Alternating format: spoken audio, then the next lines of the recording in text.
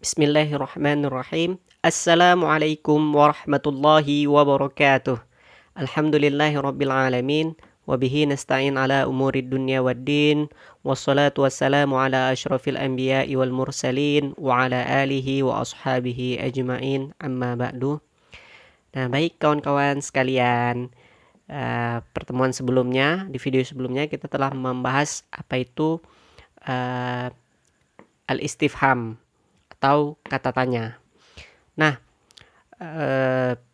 di video-video sebelumnya juga kita udah pernah belajar yang namanya dhamir, kemudian apa itu mubtada, bagaimana cara membuat jumlah, dan yang terakhir yaitu masalah tentang al-istifham atau kata tanya. Dan kita juga sudah belajar bagaimana cara bertanya dalam bahasa Arab.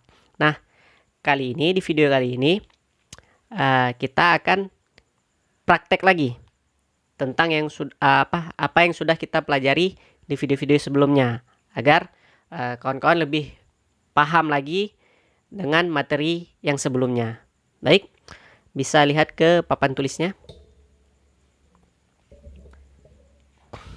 Nah,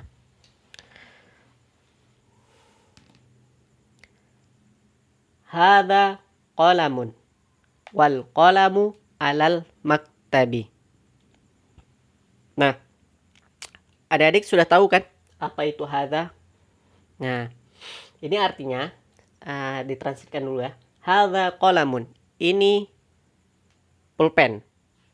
Wal qalamu alal maktab, dan pulpen tersebut di atas meja. Nah, ini dua jumlah ini jawab dari kalimah ma hadza. Apa ini? Seorang tanya, ma hadza? Jawabannya hadza qalamun. Wa ainal qalamu? Dan di mana pulpen tersebut? Wal qalamu alal maktab. Nah, ingat sebelumnya kita udah pernah belajar yang namanya alif lam ma'rifah. Nah, fungsi alif lam ma'rifah di sini. Nah, di sini kenapa nggak ada alif lam ma'rifah? Hadza qalamun. Ini pena. Karena sudah ada isim isyarah, kata tunjuk. Dan qalamun ini sebagai khobar. Di video sebelumnya sudah kita bahas. Jadi dia keterangan kepada isim isyarah. Jadi walaupun dia nakirah, bentuknya nakirah, tapi jumlah hadza qalamun itu sudah menjadi jumlah yang memiliki arti yang sempurna. Sudah langsung menunjukkan kepada benda tersebut. Nah, tidak perlu ada pertanyaan lagi. Nah, kemudian wal qalamu, kenapa jumlah setelahnya menggunakan alif al? Nah, alif al ini menggantikan isim isyarah tadi ini. Ketika sebuah isim masuk alif al, maka dia akan maknanya itu akan lebih jelas. Jadi wal qalamu artinya pulpen tersebut atau pulpen itu sudah jelas kita maksudnya. Nah, karena kan sebelumnya kita sudah bilang hadza qalamun. Ini pulpen. Nggak perlu lagi kita ulang wa hadza qalamun alal maktab. Tidak perlu mengulangi kata yang sudah kita gunakan tadi hadza ini. Tinggal tambahkan alif al aja. Wal qalamu alal maktab. Nah, kalau pengulangan jelek bahasanya. Karena kita mengulang dua kosakata dalam jumlah berikut di jumlah berikutnya atau di kalimat berikutnya.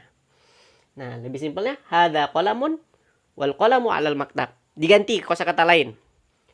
Hadza kitabun wal kitabu alal maktab, dan buku tersebut di atas maktab.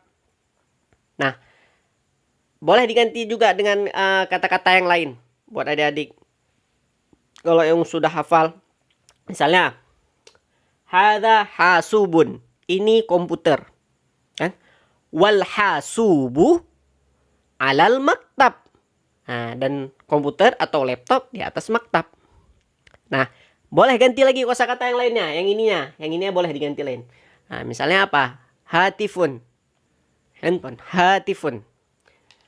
Hadza hatifun. Wal hatifu alal maktabi, di atas meja.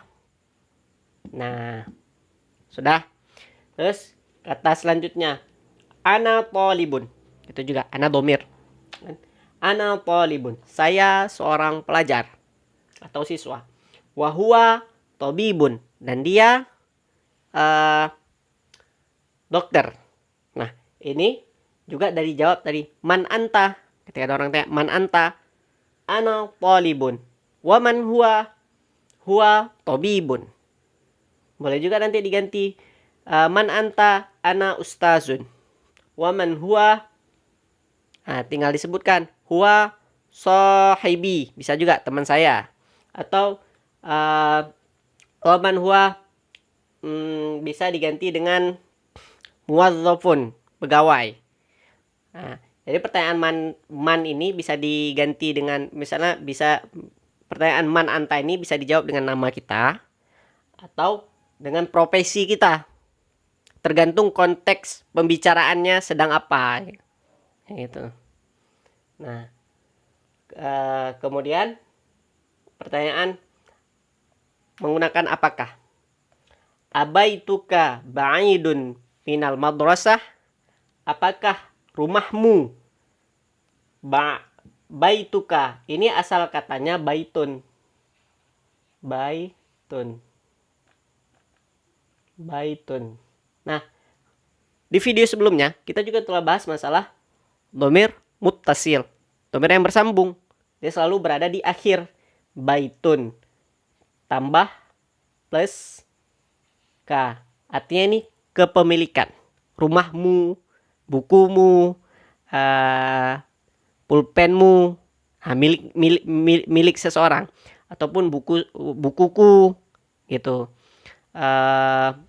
bukunya yang ujungannya ku, kan, mu, itu dia dhamir muttasil. Jadi baitun dia ada tanwin karena masuk huruf dhamir muttasil ini menjadi baituka, tanwinnya hilang jadi domah aja deh, nggak domaten. Jadi baituka. Jadi abaituka, apakah rumahmu? Ba'idun ini artinya jauh. Lawan katanya qaribun. Ya. Abaituka ba'idun minal madrasah, dari sekolah. Apakah rumahmu jauh dari sekolah? La, tidak. Baiti qaribun minha. Nah, minha, kok minha? Minha darinya. Nya itu balik mana? Ke madrasah. Ha ini sama juga seperti ka ini tadi. Domir. Ha ini domir. Min plus ha. Nah, min plus ha. Dan ha ini domir untuk menggantikan hiya. Kalau ka tadi ini domir untuk menggantikan kata ganti untuk anta ka. Kalau ha ini hiya. Nah, untuk pembahasan yang ini udah kita bahas di video sebelumnya. Jadi ini prakteknya saja. Kalau yang kawan-kawan yang baru datang ke channel kita belum tahu kok ada ha gini, ada ka gini. Nah, lihat dulu, tonton dulu video kita tentang ad-dhamir. Tentang ad-dhamir, ada judulnya di playlist. Tinggal buka aja. Nah, gampang kan? Jadi nggak perlu lagi dibilang mana tadi? La baiti qaribun minal madrasah.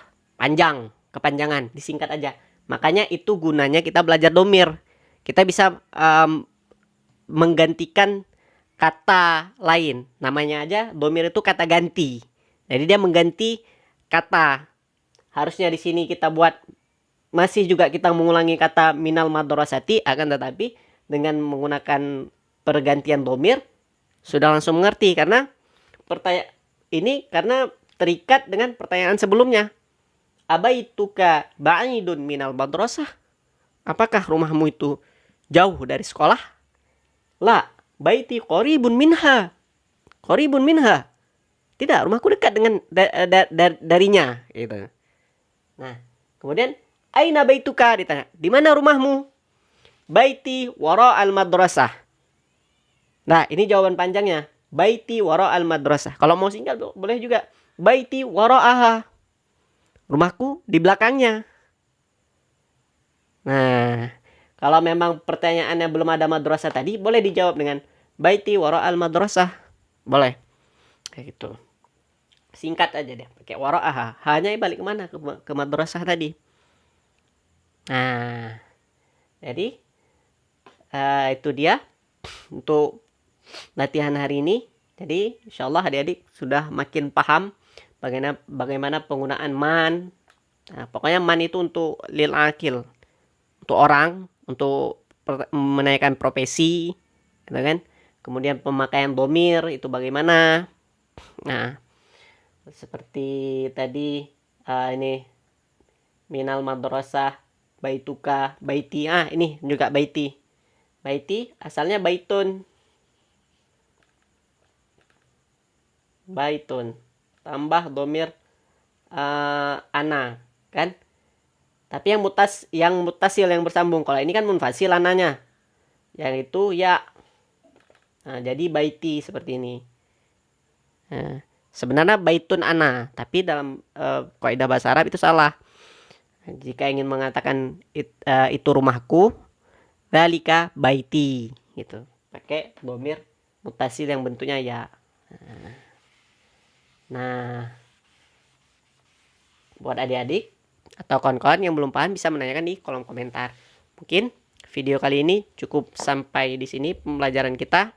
Yang jelas insyaallah kita akan lanjutkan pembelajaran materi yang lainnya di video-video berikutnya. Nah, jangan lupa buat yang baru datang bisa di-subscribe channel kita dan nyalakan loncengnya agar mendapatkan notifikasi video terbaru kita. Kemudian like, komen, dan share. Assalamualaikum warahmatullahi wabarakatuh.